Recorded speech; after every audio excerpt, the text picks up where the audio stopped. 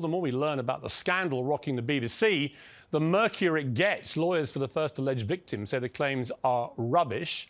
The parents making those claims accuse the BBC of lying, and they wonder how their child, who they say is a crack addict, can afford one of the most expensive legal firms in the country. Now, after last night's moralising rush to judgment about the Sun's reporting, damning new allegations have been made, this time directly to BBC News. A second young person, aged in their early 20s, says the married presenter contacted them on a dating app, pressured them into meeting in person, then sent menacing, abusive and expletive-laden texts when they threatened to speak out. Well, BBC News has confirmed the messages were sent from the presenter's phone. The scandal feels like it's snowballing. Undoubtedly, more claims will be made, possibly as soon as this evening. And at the heart of this crisis are BBC leaders in total disarray. It's now clear that the parents behind the first claim made a formal complaint on May the 19th to the BBC. But only when the Sun put the claims to the BBC 7 weeks later was the presenter even told about them. And what about the BBC's so-called investigation?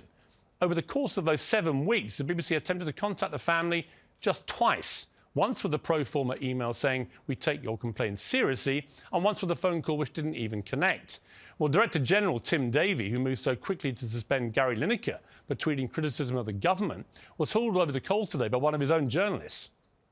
The team saw them as serious allegations. OK, which seems so weird as to why the presenter was only spoken to on July the 6th. Let's talk about that for a minute, because I think that is a really important point, which is if you've got an allegation coming into a corporate investigations team, and I think you need to balance the concerns of duty of care, privacy, all those things I've talked about.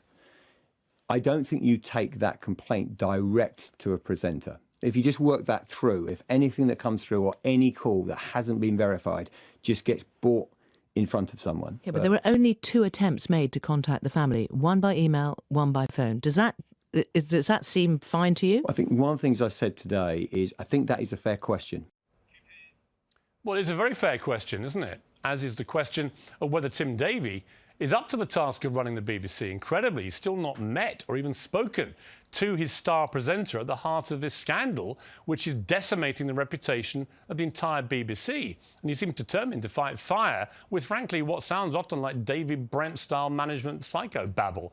Well, sure, I've given a bit of context to a few people in terms of the numbers of issues we get coming into our corporate investigations unit. Over 6 months, that will be about 250.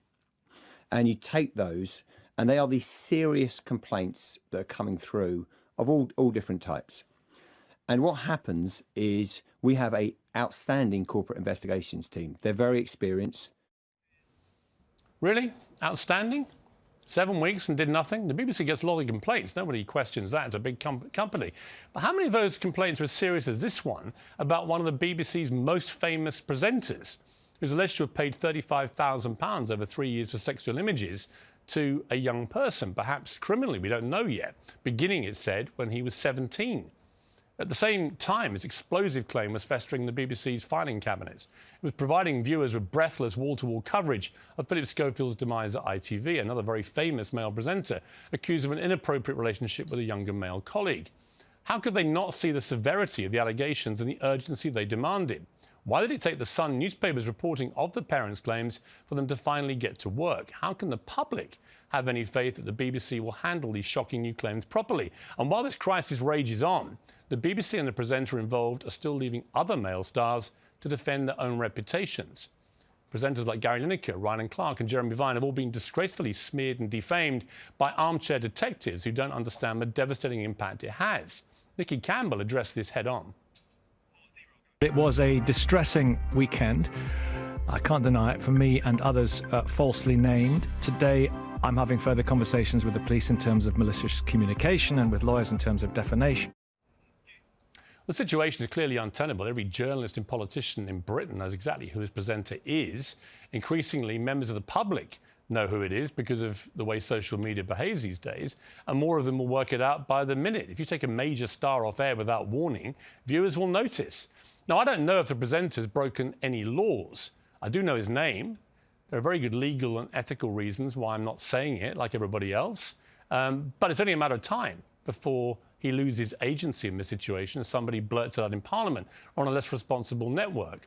For the good of his colleagues, the BBC, and himself and his reputation, it's surely time for that presenter to reveal his own identity and to vow to clear his name and defend himself if that's what he can do.